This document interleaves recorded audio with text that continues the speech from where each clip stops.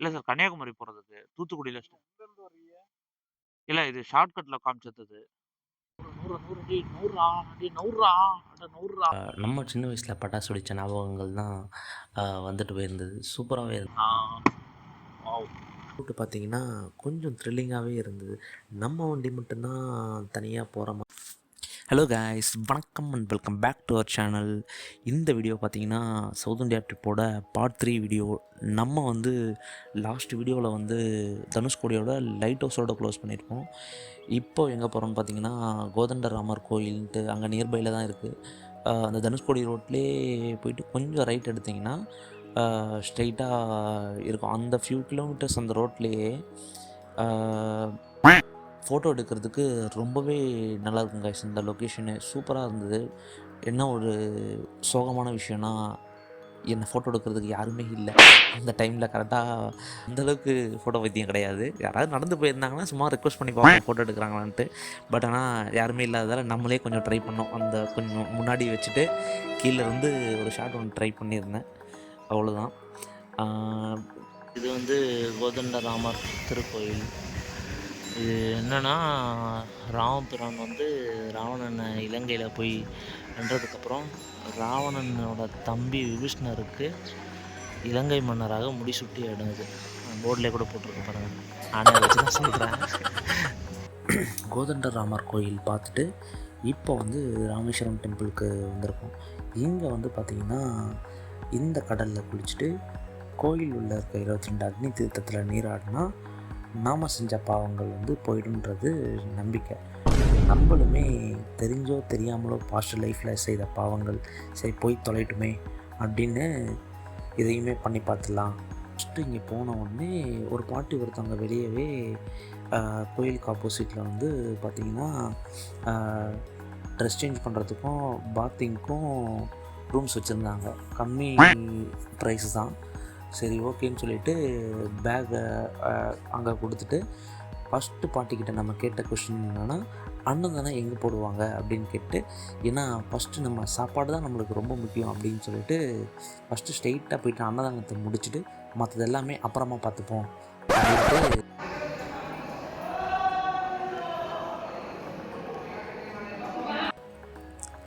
22 அக்னி தீர்த்தத்தில் நீராடிட்டு ஸ்ட்ரெயிட்டாக ராமர் பாதத்துக்கு வந்துட்டோம்.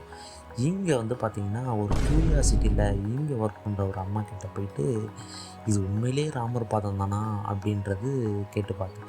அவங்க ஒரு சில விஷயங்கள்லாம் சொன்னாங்க. அதில் மெயினாக சொல்லணும்னா ராமர் வந்து இங்கேருந்து தான் இலங்கைக்கு எப்படி போகலான்றது ஸ்கெட்சு போட்டார் தன்னுடைய ஆள் தூக்குறதுக்கு அப்படின்ற மாதிரி சொன்னாங்க. சரி ஓகே அப்படின்னு சொல்லிவிட்டு இங்கேருந்து கிளம்பலாம். முடிஞ்சால் நான் உங்களோட பிக்கு வந்து உங்களுக்கு கிளிப்பில் காட்டுறேன் கைஸ். ராமேஸ்வரத்துக்கு ஒரு பை பாய் சொல்லிவிட்டு இங்கேருந்து கிளம்பிட்டோம். ராமேஸ்வரத்தை விட்டு நாம் போனோம்னு நினச்சாலும் இந்த ராமேஸ்வரம் நம்மளை விட மாட்டேங்குது கைஸ். என்னென்னா போயிட்டே இருக்கும்போது டாக்டர் ஏபிஜே அப்துல் கலாம் ஐயாவோட மெமோரியல் இருந்தது. சரி ஓகே இவ்வளோ தூரம் வந்துட்டு இதையுமே மிஸ் பண்ணாமல் போகக்கூடாது அப்படின்னு சொல்லிட்டு இதையுமே பார்த்துட்டு போயிடலான்ட்டு கிளம்பிட்டேன் கைஸ்.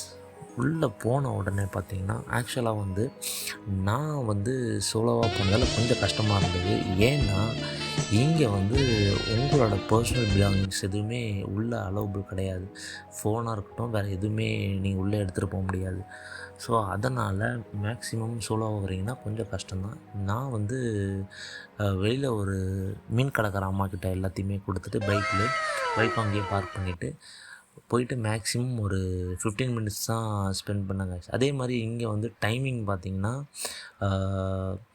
5 o'clock வரைக்கும் தான். அதுக்கப்புறம் போனீங்கன்னா கண்டிப்பாக அலோவ் பண்ண மாட்டாங்க. நானே டெட் எண்டில் தான் போனேன். கரெக்டாக 4:55 அந்த டைமில் தான் ரீச் ஆனேன். ஆனால் எப்படியோ உள்ளே போயிட்டேன் நான் போனேன். நீங்கள் வரீங்கன்னா கொஞ்சம் இயர்லியராக பிளான் பண்ணிவிட்டு வாங்க. அவரோட பர்சனல் லைஃபாக இருக்கட்டும் ப்ரொஃபஷ்னல் லைஃபாக இருக்கட்டும் அவர் இது வரைக்கும் பண்ண அச்சீவ்மெண்ட்ஸு எல்லாத்தையுமே டீட்டெயில்டாக எக்ஸ்பிளைன் பண்ணியிருக்காங்க கைஸ். ஃபுல்லாகவே சூப்பராக இருக்குது பார்க்குறதுக்கு.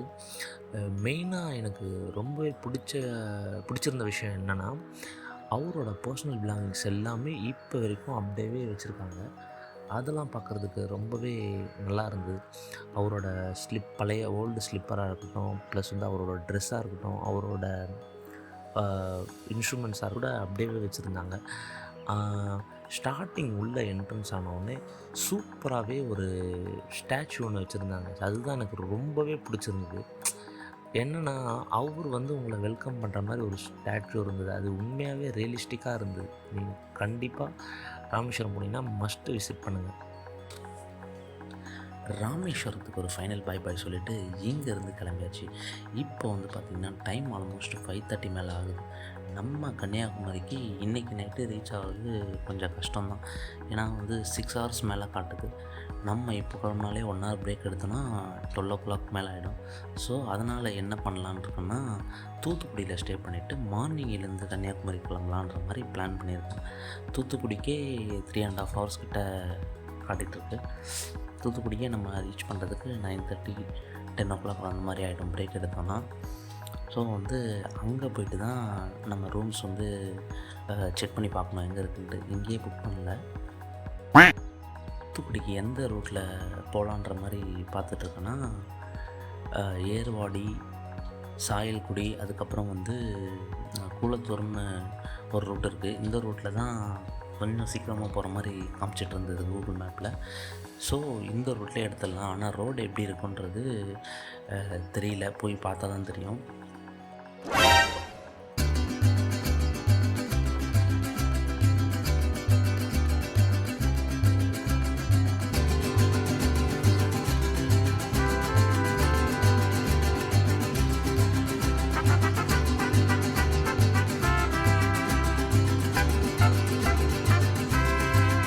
மார்னிங்லேருந்து தீபாவளின்ற ஒரு ஃபீலே இல்லாமல் இருந்தது அந்த தனுஷ்கோடி ராமேஸ்வரத்தில்.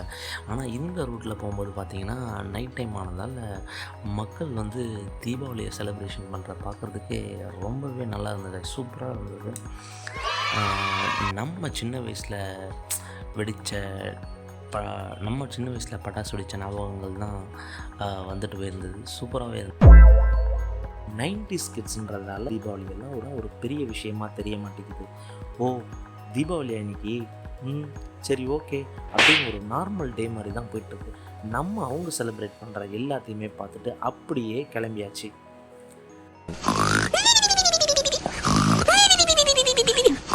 ரொம்ப நேரமாகவே ஒரு கடையை தேடிட்டே இருந்தாங்க, கிடைக்கவே இல்லை.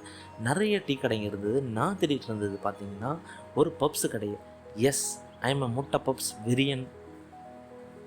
அட் லாஸ்ட் ஒரு கடையை தேடி கண்டுபிடிச்சிட்டு ஓகே இங்கே ஒரு 15 minutes பிரேக் எடுத்துகிட்டு 2 முட்டை பப்ஸ் ஒரு டீயை சாப்பிட்டுட்டு இங்கே வந்து கிளம்பிட்டோம்.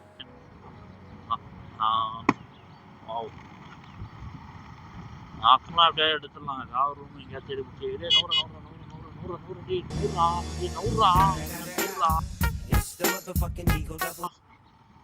நான் தில்லு பத்தி அதுக்கு பாவமே பார்க்க கூடாது போல. நாய் நன்றி உள்ள பிராணி தான்.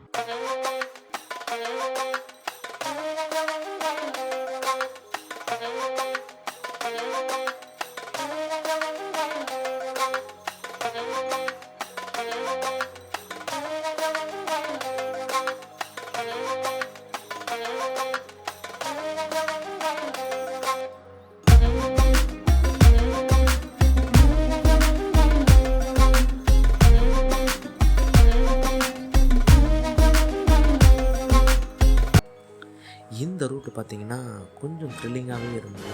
நம்ம வண்டி மட்டும்தான் தனியாக போகிற மாதிரியும் ப்ளஸ் வந்து கும்பு இருட்டாகவும் இருந்தது. ரோடுமே கொஞ்சம் சரியில்லாத மாதிரி இருந்தது கைஸ். ரொம்ப நேரமாகவே எனக்கு ஒரு டவுட்டாகவே இருந்தது. வானத்தில் பிளிங்க் ஆகிறத பார்த்துட்டு என்னடா இது மழை பெய்ய போதா? இது வரைக்கும் இந்த ட்ரிப்பில் ஒரே ஒரு நல்ல விஷயம், சென்னையிலேருந்து ஸ்டார்ட் பண்ணதுலேருந்து தனுஷ்கோடியில் ராமேஸ்வரத்தில் எங்கேயுமே மழை பெய்யலன்ட்டு நிம்மதியாக வந்துட்டு இருந்தேன். ஆனால் இப்போ மழை பெய்ய போதும் கொஞ்சம் பயந்துட்டேன். அப்படி பயந்துட்டு என்ன ஒரு இடத்துல ஒரே மாதிரி பிளிங்க் ஆகிட்டே இருந்தது. நான் என்ன நினச்சேன்னா சரி ராக்கெட் தான் யாரோ விடுறாங்க போல் தீபாவளின்றதால அப்படின்னு நினச்சிட்டு நானும் சரி பார்த்துட்டே போனேன். ஒரே இடத்துல கண்டினியூஸாக ஒரே மாதிரி பிளிங்க் ஆகிட்டே இருந்தது. அதுக்கப்புறம் சரி ஓகே கண்டினியூஸாக ராக்கெட் விட்டுருப்பாங்க போல் அப்படின்னு நினச்சி விட்டுட்டேன். கிட்ட போக தான் எனக்கு தெரியுது, ஓ அது விண்டு டர்பைன் போல். விண்டு டர்பைன் நைட்டில் பிளிங்க் ஆகிறது நான் இப்போ ரொம்ப ரேராக தான் பார்த்துருக்கேன். இப்போது அதுக்கப்புறமா அது கிட்ட போய் பார்க்கும்போது தான் அதோட பிளேடு வந்து ரொட்டேட் ஆகிற ஷேடோஸ்லாம் கிளியராகவே தெரிஞ்சது எனக்கு.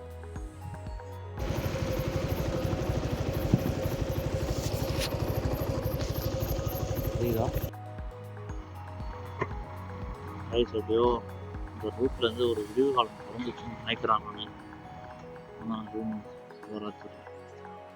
இந்த ரோட்டில் கனெக்ட் ஆகுது. இந்த ரோடு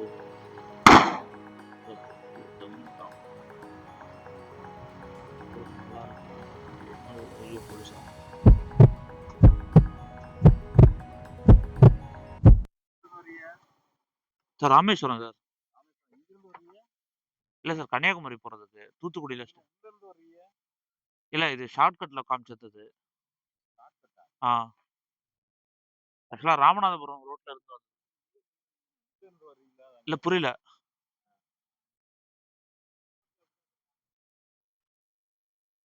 சார் போலாமா?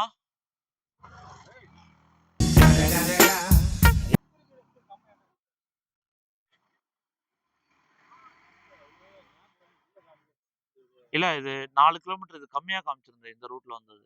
ஆ.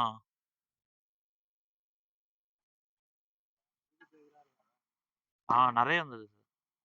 ஆமாமா. ரோடுமே சரியில்ல அவ்வளவா. இந்த ரூட்ல போறதா? இது ராமநாதபுரத்துல கனெக்ட் ஆகுமா? ஆமா. அந்த ஏர்வாடி அந்த ரூட் சிக்கல் புது அந்த ரூட்ல வந்தது. ஆ, ஆ. ஓகே. ஆ. ஆ, ஆ. ஓ! Okay, okay. ஆ, ஆ. இங்க தூத்துக்குடியில ரூம்லாம் இருக்குமா சார்? சரி, ஓகே. சென்னையிலேருந்து வந்திருந்தேன். அதான் ராமேஸ்வரம் அன்னைக்கு பார்த்துட்டு சரி கன்னியாகுமரி போலாம்.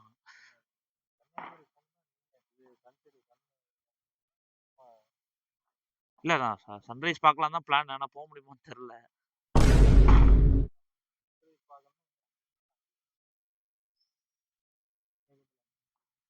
அதான், ஆனா இதே ரூட்ல போ முடியாதுன்னு தெரிஞ்சுச்சு. நான் இன்னைக்கு நைட்டே கூட போயிடலான்னு பார்த்தேன் கன்னியாகுமரிக்கு. ஆனா போ முடியாது போல. இந்த ரூட் இப்ப வந்த வழி பார்த்தாலே எனக்கு ஒரு மாரி ஆயிடுச்சு.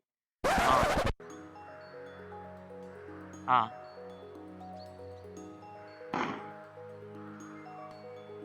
ஆ.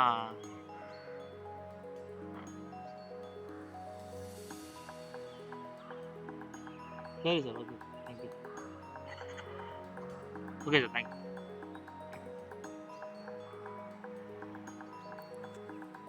போலீஸ் வந்து நம்மளை பிடிச்சிட்டு எங்கேருந்து வரீங்க அப்படின்ற மாதிரி கேட்டிருந்தாங்க. நான் என்ன சொன்னேன்னா ராமேஸ்வரத்துலேருந்து கிளம்பி போயிட்டுருக்கேன். தூத்துக்குடி கன்னியாகுமரி ரீச் ஆகிறதுக்கு போயிட்டுருக்கேன். தூத்துக்குடியில் ஸ்டே பண்ணிவிட்டு கன்னியாகுமரி போகணும் நாளைக்கு மார்னிங் அப்படின்ற மாதிரி சொல்லியிருந்தேன். அவங்க என்ன சொல்லியிருந்தாங்கன்னா இந்த ரூட்டில் வர முடியாது, இந்த ரூட்டு கொஞ்சம் ரிஸ்க்காச்சு, ரோடுமே நல்லா இருக்காது, எப்படி இந்த ரூட்டில் வந்தீங்க அப்படின்ற மாதிரிலாம் கேட்டிருந்தாங்க. நான் அதான் எனக்கு தெரியாது, நான் கூகுள் மேப் பார்த்து தான் வந்திருந்தேன், இங்கே கிலோமீட்டரும் இந்த ரூட்டில் கம்மியாக காமிச்சது, ஆக்சுவலாக அதுக்கு இன்னொரு ரூட் இருக்குது போல், அந்த ரூட்டில் தான் வரணும் போல், எனக்கு தெரியாமலேயே நானும் வந்துட்டுருக்கேன். ரொம்ப நேரமாக பாலைவனத்தில் அலைஞ்சிட்டு இருந்தவனுக்கு தண்ணி கிடச்ச மாதிரி ஊருக்குள்ளே சுற்றிட்டு இருந்த நம்மளுக்கு ஒரு வழியாக பைபாஸுக்கு ரீச் பண்ணிட்டோம். இங்கேருந்து ஃபாஸ்ட்டாக போயிட வேண்டியதாங்க. இதுக்கப்புறம் நான் நாளைக்கு மார்னிங் தான் கண்டினியூ பண்ணலான்னு இருக்கேன். எதனாலனா ஃபோன்லேயும் சார்ஜ் இல்லை. ஸ்ட்ரெயிட்டாக போயிட்டு ரூம் புக் பண்ணிவிட்டு ரெஸ்ட் எடுத்துகிட்டு நாளைக்கு மார்னிங் கண்டினியூ பண்ணுறேன்.